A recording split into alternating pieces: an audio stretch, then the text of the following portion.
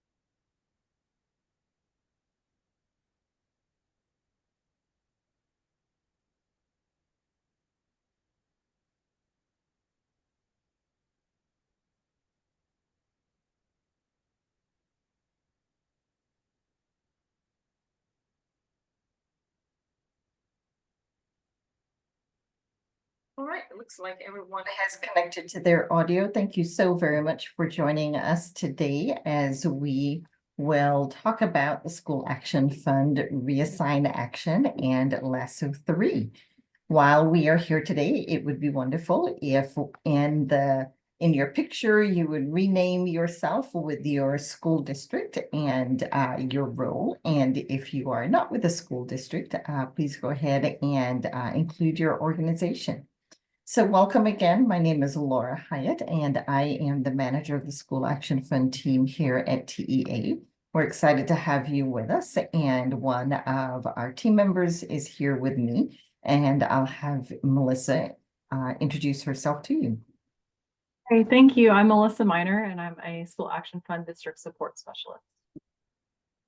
Thank you, Melissa. And so today, just to give you a quick overview of what we'll be doing today, we will start off with briefly discussing the School Action Fund as part of LASO 3 and what grants are available. And then we'll review School Action Fund with some highlights and do a deep dive in the Reassign Action and wrap up with some resources, next steps, and if we have some time left at the end, a Q&A period. While we are here together, just a few FYIs, please submit questions during the webinar using the Zoom Q&A. We will attempt to answer all of your questions while we're here, and if not, we will certainly add them to the LASO 3 Q&A, which is slated to be posted November 13th. The webinar slides and recordings will be posted on the LASO Cycle 3 website after all the webinars have been completed. And you're also able to email the LASO team at laso@tea.texas.gov with follow-up questions. So let's jump on into our objectives for today. So hopefully at the end of today's webinar, all of you will understand the why, what, and how of the reassigned school action, as well as what planning and implementation will include, as well as an understanding of some real-world examples of the reassigned school action. Moving into LASO Cycle 3, this is just a highlight of where the School Action Fund shows up in Cycle 3. We meaning the agency, will award approximately $160 million in direct-to-district grants and services to LEAs, and that's across 11 grants and initiatives to support learning acceleration. As you can see, the majority of the grants fall under curriculum and instruction, and then there's a couple under more time. And then the last group is innovative school models, where you can see the School Action Fund resides. And once again, this year, we will include the ADSI, the Additional Days School Year Full Year model in the School Action Fund, just as we did in LASO 2. So just to give you a little more detail on the School Action Fund as a part of LASO 3, this is our cycle 9 for school action. And as a high-level overview, the School Action Fund is designed to support districts in planning and implementing a whole school model. And the School Action Fund's ultimate goal is for every campus we support to be rated A or B at the end of 2 years of implementation. And in this cycle, we have $8 million approximately for direct-to-district grants. And we are anticipating about 36 campus awards ranging from 185,000 to 375,000 per awarded campus, depending on the action and whether it's a planning grant or an implementation grant. Both grants, whether planning or implementation, are slated to start March 1st, 2025, and go through the end of June 2026. So moving into deeper information about School Action Fund, I'll talk you through some information around School Action Fund eligibility, our theory of action, benefits of staff, the impact, and some other topics that you see here. So let's talk about the School Action Fund program overview. So as you can see on the next slide, as we flip forward, thank you, Melissa. The school actions are, again, whole school strategies that districts use to increase access to high-quality schools by meeting community needs and or addressing chronic underperformance. And there's 4 actions that the School Action Fund supports. The first one is generally restarting an existing school. The second one is creating a new school. The third one is reassigning students to high-performing schools within the district after a school closure. And so that's the focus of our discussion today. And then the last one is redesigning an existing school. Here's the eligibility. All grantees must be Title I schools, and they must have a federal designation of either comprehensive support identified or targeted support identified, not additional targeted support. They must also not have previously received a School Action Fund grant since 2019-20, and they should not have received concurrent ESF, Focus Support Grant Awards, and that's the Effective Schools Framework. So who are School Action Fund grants best fits for? Really, districts who are interested in transforming campus and district systems to enable better student experiences, as well as dramatically improving underperforming campuses, or to create new school options for families, as well as districts who are interested in integrating multiple strategies, such as high-quality instructional materials, or HQIM, as well as research-based instructional strategies, otherwise known as RBs, as well as new academic and staffing models. Moving on, just to really ground us all in the School Action Fund theory of action, here's what we believe and support our grantees in. And that is if district and campus leaders are supported to plan deeply every aspect of the school action and implement that plan with fidelity, then more students will have access to high-quality learning environments and outcomes will dramatically improve. So what's included in a School Action Fund grant? That's always the question that people have. So there's technical assistance that's provided from vetted technical assistance providers who have expertise not just in school actions, but also have track records of success. Grantees are also given access to tools and resources to support them with everything from developing goals and metrics, as well as to help with the planning and implementation of their school designs and the actions that they have been awarded to implement. Of course, there's funding that comes along with a school action fund grant. And as we've mentioned before, that could be anywhere from 185,000 to 375,000 initially. And then there's the potential for up to 2 years of continuation grants. There's also the potential for leadership professional development as part of a school action fund grant, so that leaders are able to work together, grow together, and learn together. So all of this is included as part of a school action fund award. We are proud and excited to be able to say that since 2017-18, the School Action Fund now has impacted schools across all 20 ESCs, all 20 education service centers, and more than 90 LEAs. This means that we have supported the planning and implementation of more than 295 school actions. We're going for that 300 mark this year, and that has impacted more than 133,000 students. And we have awarded more than $232 million in direct-to-district grants and in-kind support.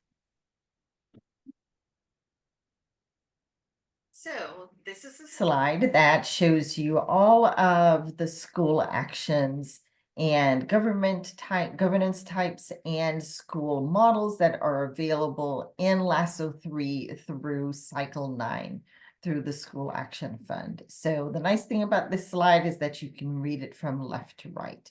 So I will highlight the actions, but really focus on the reassign, since that's the one that we're talking about today. So I mentioned earlier the 4 actions. So you can see restart and create new, as well as the redesign. And so for those 3, you then, after you decide which action best fits your community, you then select a governance type, and that's district run or a Texas partnership or an 1882 partnership or partner managed action. And so you notice I used 3 terms interchangeably, so you will hear all those 3 terms for partner managed governance types. And then there's different school models that are available in this cycle. The ACE model is available if a restart action is selected, or if there's a partnership governance type that's also selected. The advanced STEM and the ADSI full year models are available for either create new school or redesigning an existing school this year. And then for reassign that we'll delve into more deeply today, there is no governance types or models that are selected specifically because the initial action is that a school is closed. And again, we'll talk about that more deeply. So one of the things that I would like to talk about here is really to discuss what are the elements of successful school actions that we have seen at the agency over time. And here we have the 5 elements. You'll also see these in the program guidelines. And the first one is that school actions that are deeply aligned to the effective schools framework tend to be much more successful in their planning and their implementation. So that's a requirement for School Action Fund grantees.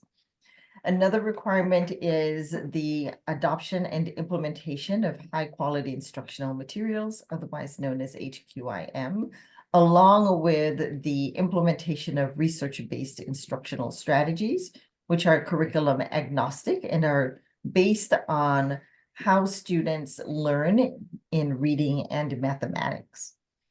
There's a lot that goes on with whole school strategies that change the way schools operate and how they are transformed And so one of the things we recognize here now at TEA is that strategic scheduling is really important when it comes to successful school actions. And that can range from, again, the ADSI school year model being an option, or extended day or year, or blended learning. And so how is time impacted when it comes to a whole school strategy? And then having an empowered campus leader with a track record of success truly impacts how successful a school action is, and having that transformation at a school, undergoing a whole school strategy at a campus.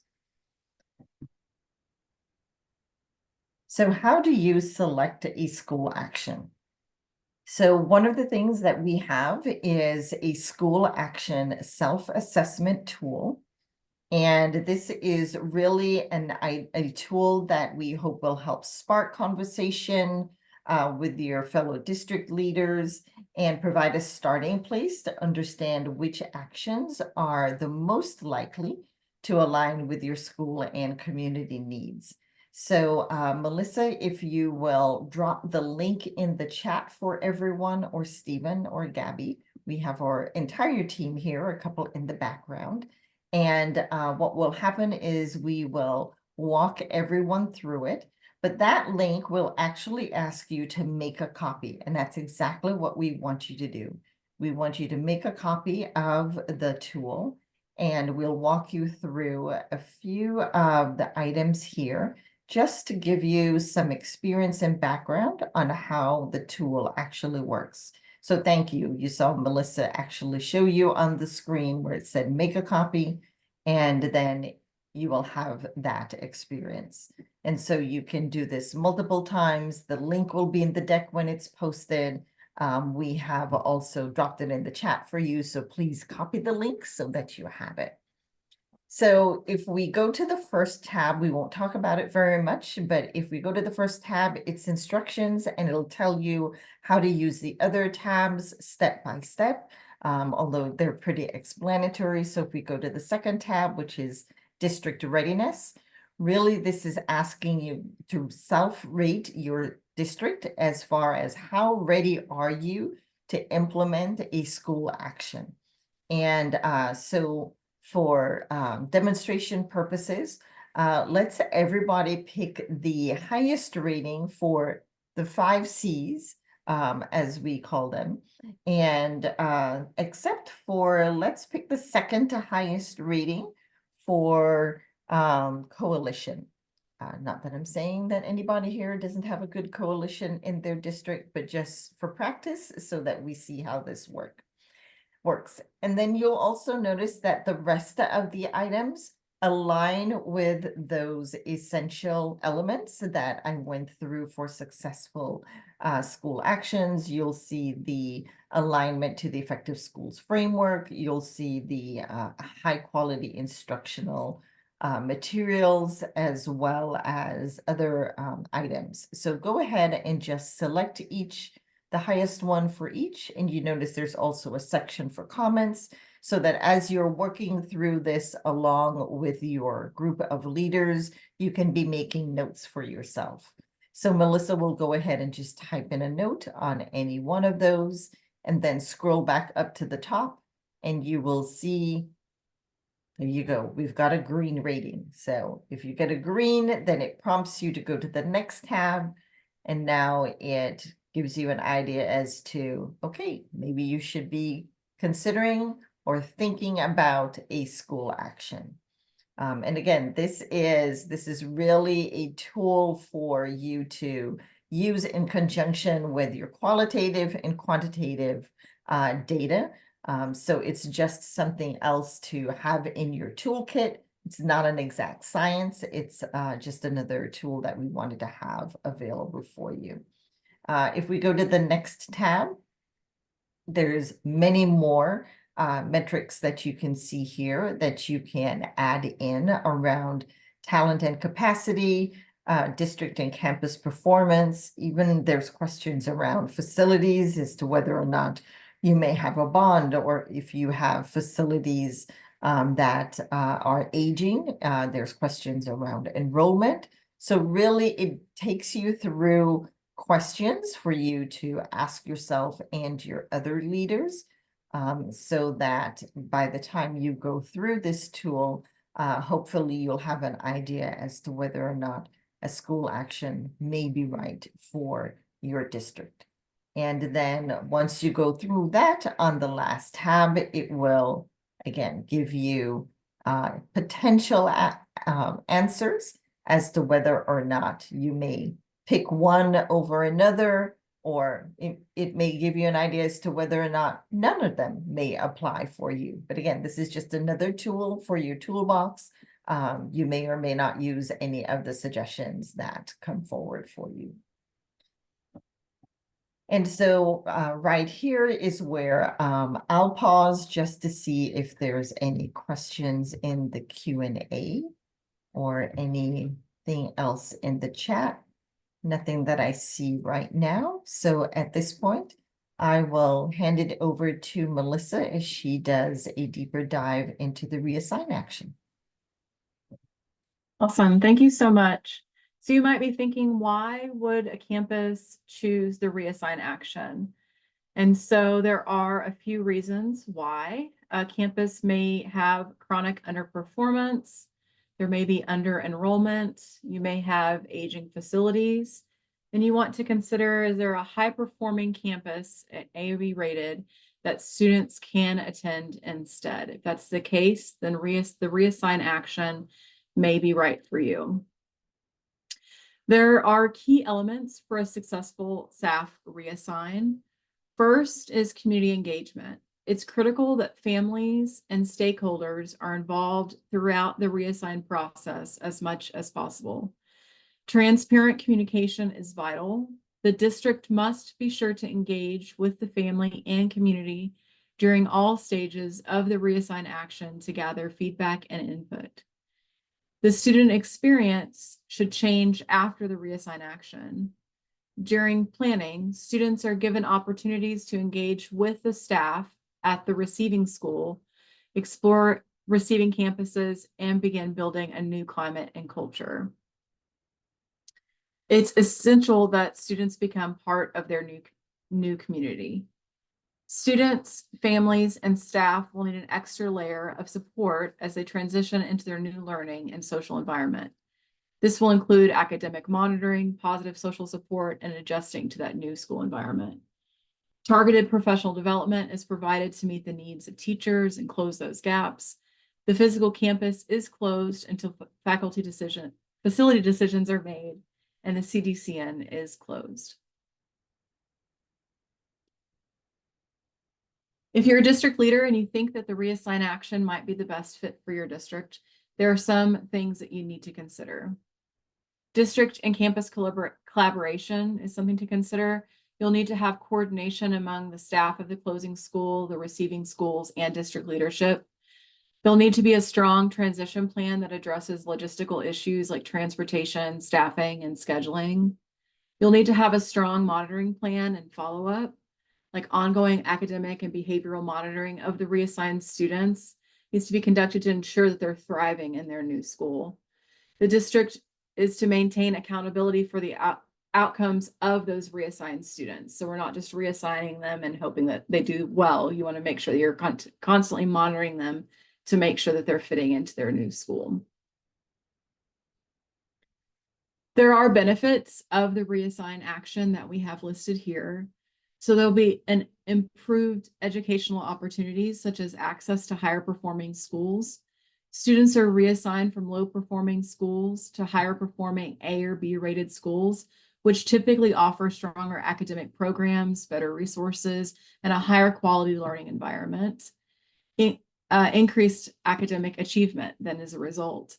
By attending higher performing schools, students have a better chance to succeed academically and access advanced coursework, extracurricular activities, and other enrichment opportunities. There's enhanced student support with comprehensive transition plans. Students benefit from thoughtful transition plans that include academic, emotional, and social supports to help them adjust to their new schools. This can include counseling services, tutoring, and peer support. They'll have stronger peer and school environments. Being part of a higher performing school can foster more positive school culture, which in turn supports student motivation, engagement, and overall well-being. It can strengthen those receiving schools as well. So by creating a diverse student enrollment environment, the reassigned students can introduce a more diverse population to the receiving schools, enriching the school environment and promoting inclusion.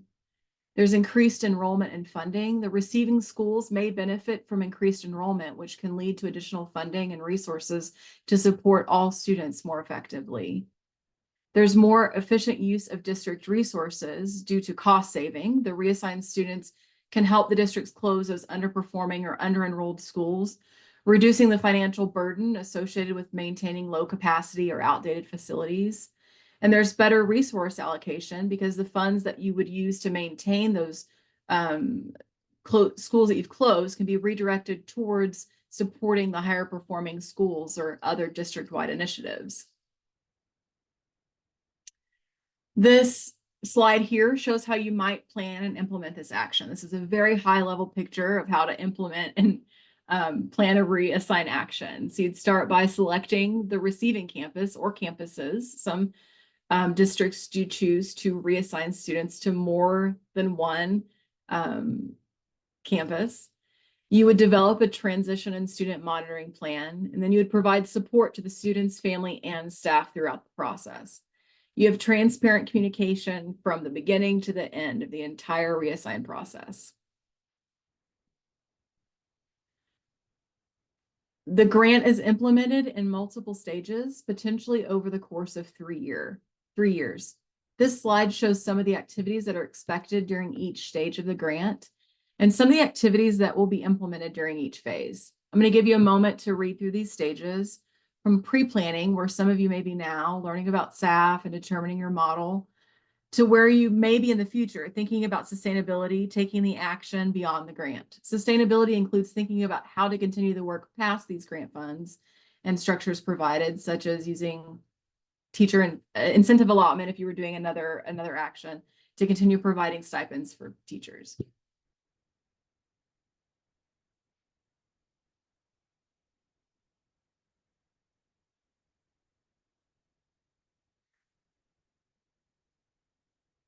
When you are planning a reassign action,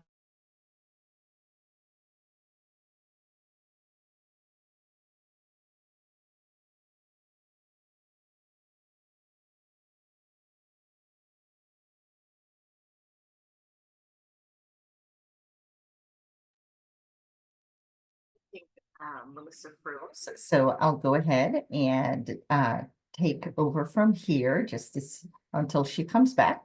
So when you are planning a reassign action, this is kind of a profile of a district in planning. Really, you're going to start off with establishing a need. And yes, Melissa, you froze for a minute, so I'm just reading and going ahead while you reset up your screen. You want to establish a need for the reassignment in the first place. Why is there going to be a school closure? And then you want to start engaging the community members broadly in conversation about what is most important to them for a school to be considered high quality. In addition to the academic achievement of students, they may identify the types of academic models and enrichment programs offered to students, as well as facility and building quality. And then using overall quality metrics, data accountability measures, and federal accountability to identify campuses to be closed and the best fit, highest quality receiving campuses. Then the next steps would be moving to implementation and process, and I'll hand it back over to Melissa to move back to here.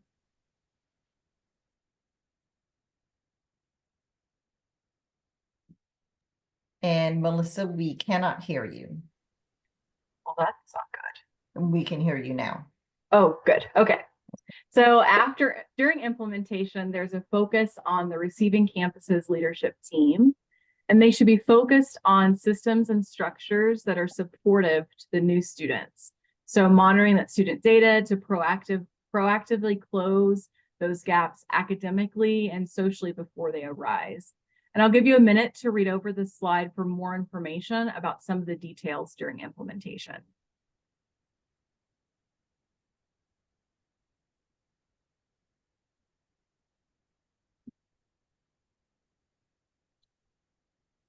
Okay.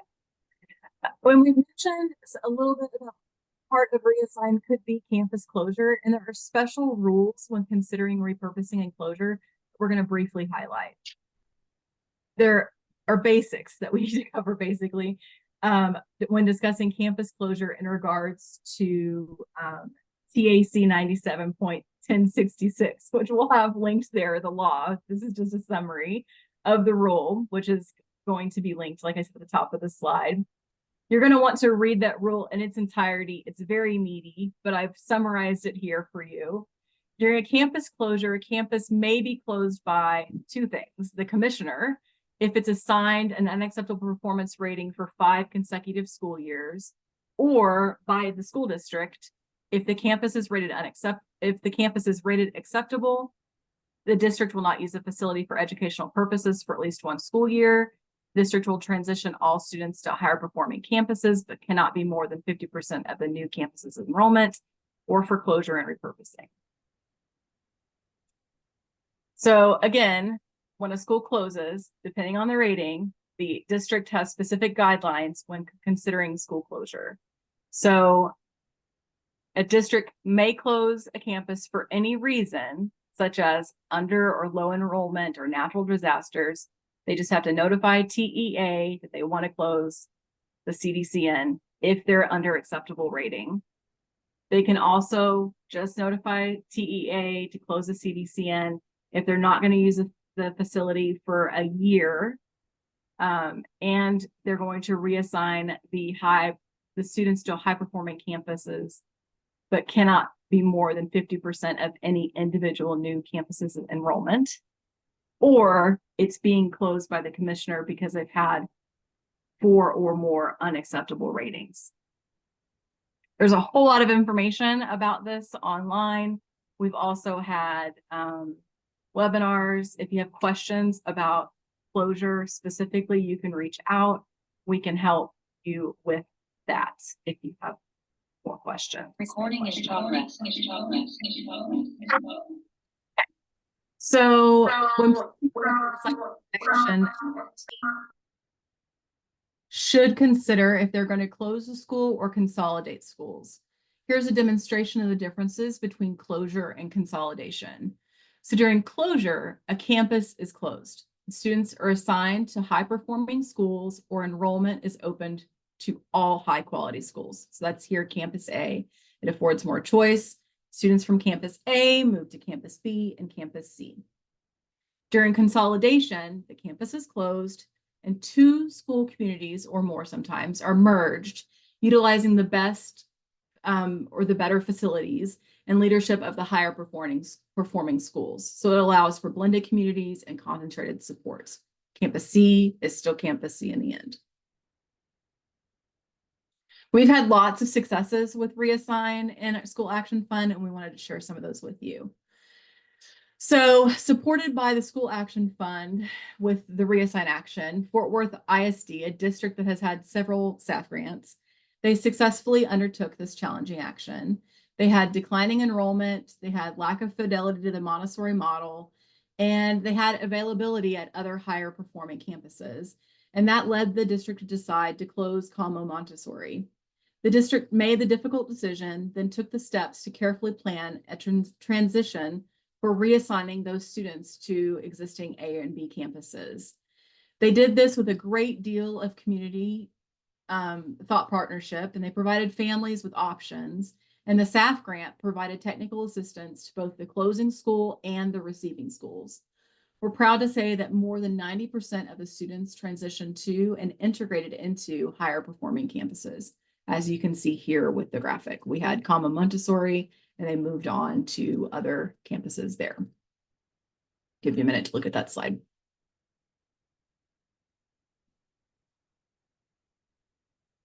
Another success story that we have is with Lubbock ISD at Carmona Harrison Elementary.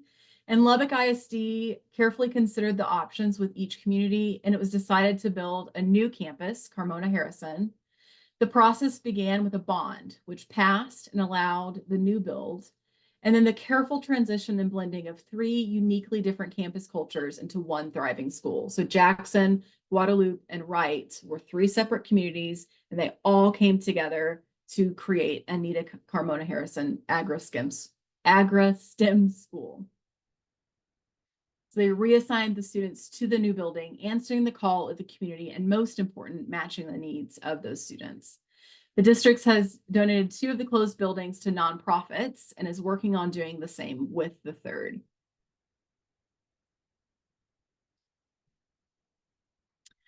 We're going to wrap it up with looking at School Action Fund resources, the LASO 3 submission process, and then a brief Q&A period if there's still time. So yes. Sorry. Thank you, Melissa. So here are several School Action Fund resources. As you can see on the Center for School Action's website, which is linked here, we have several school model playbooks.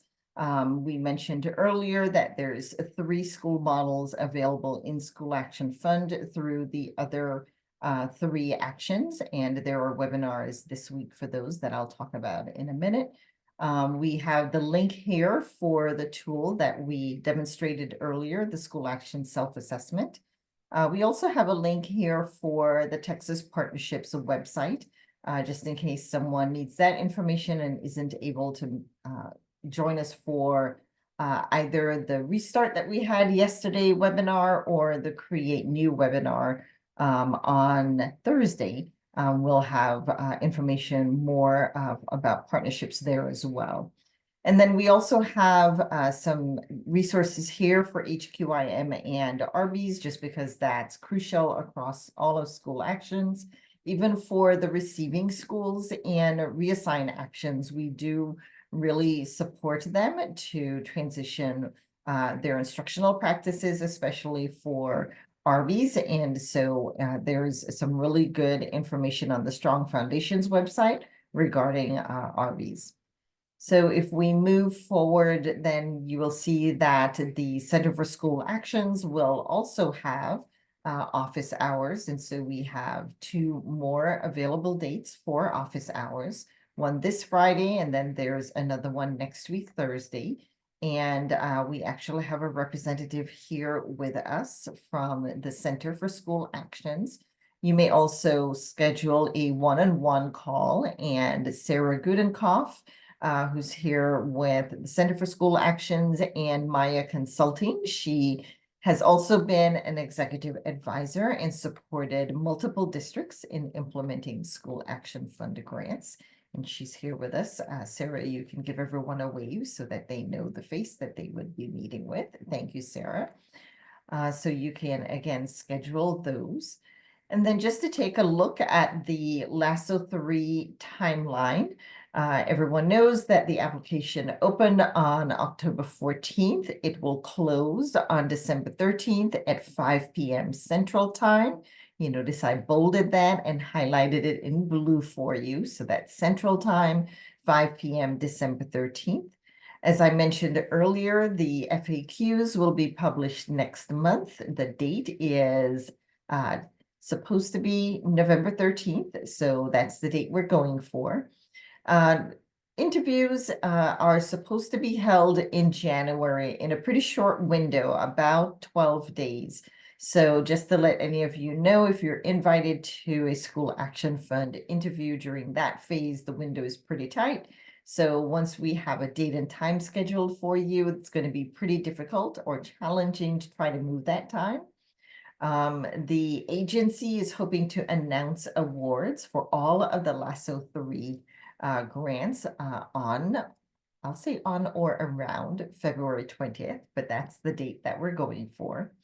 And then towards the end of the timeline, you'll see that, again, the grants division that does all of the NOGAs for every single grant across the agency, their goal for issuing NOGAs for all of the Cycle 3 awards is May 24th. Now, the only way they can do that is for LEAs to actually go into eGrants and accept the awards and submit a budget by March 24th. So keep that in mind. For you to be able to get your NOGA by May 24th, you must go into eGrants by March 24th and accept your award and submit your budget. And the earlier you do that is the earlier potentially you may get your NOGA. So just a couple more items to wrap up with. On October 14th, every superintendent received his or her own unique link for the application. And that's the link that the superintendent has to use to submit the application, which needs to be signed in order for the application to be accepted. Now, on the LASO 3 website, there is a PDF in case anybody wants to download it, print it, so that you can use it during your process of deciding which ones you're going to be applying for, just to walk yourself through it. But remember, you cannot submit that PDF as your application. It must be the Qualtrics link that you use with your superintendent's signature for the actual application to be accepted. If your superintendent can't find that email with the link, you can request another link, and there is a form for that. And once again, remember, Central Time, December 13th, 5 p.m. That's the deadline for all applications. And I would say a little bit of a caution. Don't wait until December 13th, if at all possible. Things happen. Your superintendent might be out. Technology happens. Everybody might be trying to do the same thing, so please don't wait until December 13th to submit your application. So on the left, you will see that there will be School Action Fund office hours on November 4th, and it will be in the morning from 11 a.m. And we need to correct that because it's going to be 1 hour. It'll be 11 a.m. to 12 noon, so we will correct that before we post this. There's program webinars. We had the Restart webinar yesterday. Today's the Reassign webinar. We'll have Redesign tomorrow, and then we'll have Create New on Thursday. And of course, they will all be posted on the LASO 3 website. Some next steps for you. Please visit the LASO 3 website. Visit it often. Things change. You know, there might be new links for an item. There might be a change to a list that you're looking at. So please make sure that you check the website often. And please also communicate and share the information for any grants that you're interested in with your own internal teams, and register for any and all upcoming webinars that you're interested in, not just SAF, but all of the LASO 3 grants. And then you can see there's a lot of resources available, even some new ones this year. Best fit guidance documents, grant one-pagers, eligibility and prioritization guidance documents. There's even a section specifically for ESCs. So there's a lot of resources available on the LASO 3 website. So we are at 1:43, so happy to stay on and answer any questions that pop up in the Q&A. So we will be here, Melissa and I, and the team will be here until 2 o'clock, unless everybody disappears. But again, on this slide, you can see that there's office hours on November 4th. FAQ due out on November 13th. You can send any more questions that you might think of in an email to the LASO team, and they're at laso@tea.texas.gov. You can also send questions to me, laura.hyatt@tea.texas.gov, although I will tell you that the response you will get from me at this point will be, your questions will be added to the FAQ. To be posted next month, November 13th. So again, thank you so very much for joining us today for the webinar on the School Action Fund Reassign Action. And again, the School Action Fund team will stay here for the next 10 minutes or so in case anyone has any questions.